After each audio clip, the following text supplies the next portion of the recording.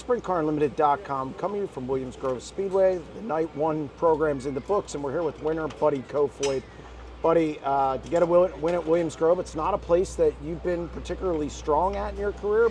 Have won top 5, but boy, you were really good today. You were up by 5 seconds at one point after a late restart. How good was this car? And just, it's got to feel good to win here.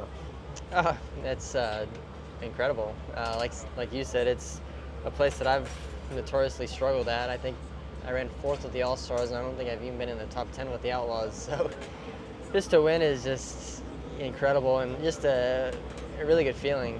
You know, like I said in my interview earlier, I feel like this is a good time to have speed right now, especially for later today for one of the 3 crown jewels, in my opinion, and what it means to win here in general. So yeah, just like you said, I don't really believe in perfection because I always believe in making things better, but our car was pretty much perfect.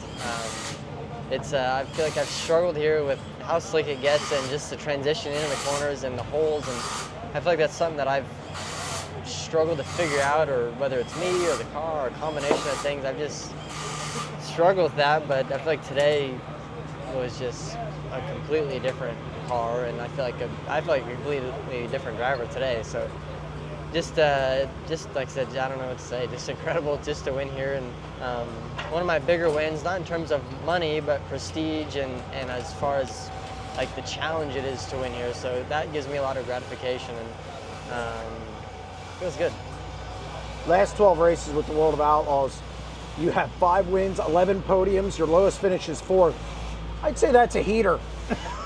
Yeah, I said earlier, this is by far the most fun and the best I've ever felt in a sprint car, and probably in any car in my career, to be honest with you. And I try and say it all the time. That to me is, I accredit that to Dylan. Since getting with him has kind of changed my career and my outlook, and almost increased my enjoyment, I guess, as far as sprint car racing again.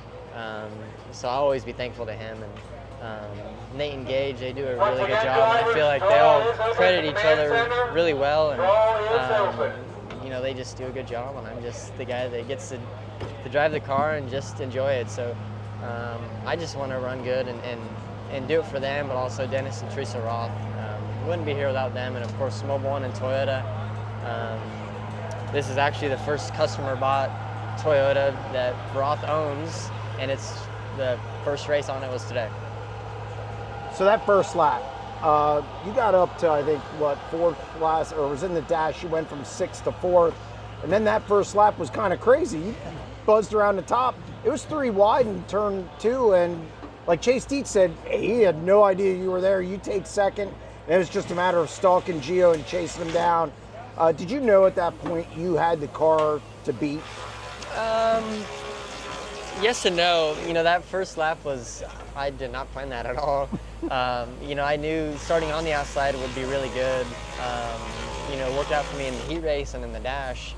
And, you know, I figured if I could get a car, maybe 2, you know, I'd be sitting pretty good. And just if we get to traffic, I feel like is where our car thrives right now. It's just dirty air traffic. But yeah, I didn't expect to get to 2nd, and just got stuck lower, just off the cushion, and actually to the point where I couldn't see Gio. I think I was that far inside of him, and but knew he was there, and then saw Chase and just got outside of him where he couldn't come up anymore, and then it was just kind of a matter of just getting in line and just trying to stay with Gio. And you know, he's really good here and always has speed here, so I figured, you know, I'm not losing to him, and maybe gaining a little bit, but if anything I was even. I feel like, you know, when I could tell that, I feel like we were in a good spot. So I knew it'd come down to a matter of just traffic and just being there, and you know, if I could take advantage of either a mistake or him moving off the top, which was the preferred line, then I thought I could be okay, and luckily it worked out that way, and was able to survive some restarts and put it all together. Okay, you didn't survive the restarts. Okay, Darren Pittman's on you, guy who, a lot of success here in a car that's an iconic car here. It took you 1 lap to be up by 1.5 seconds, and then by lap 22 it was 5.7 seconds. You were crushing it. I don't think surviving is necessarily the right word. Did you know you were just that good up there? To be honest, no. I didn't know that it was that. I felt good. Like I said, that's the most comfortable and the best I've ever felt as far as through the corner, on entry, through the center, and on exit is the best I've ever felt, the straightest I've felt, and the smoothest I've felt.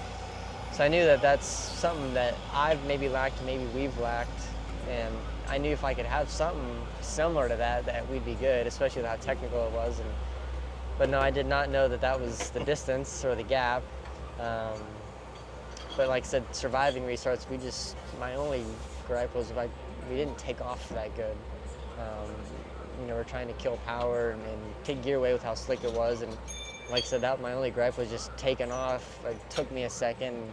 But then once we got up to full song, I felt incredible. So like I said, I knew if I could run them the long way around on the restart when it was single file, that I didn't think I'd have to cover the bottom or the middle into one. And when I didn't see him, I knew I just needed to stay green, and I just could not move off the top. And if you're going to move off the top, you better know you're going to clear the guy and then some to get back up there as soon as you could. And luckily, it all worked out.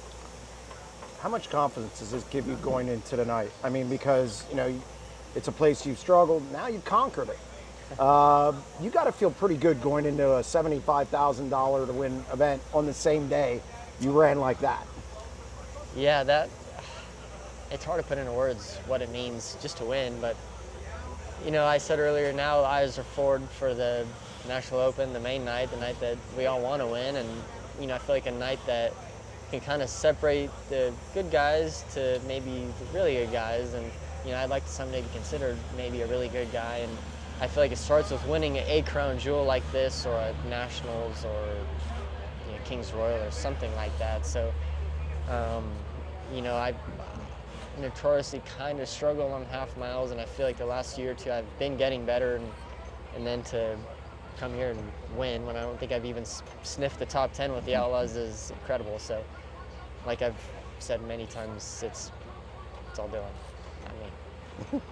Well, congratulations on the win, and we'll see you later tonight. Yeah, absolutely. Thank you.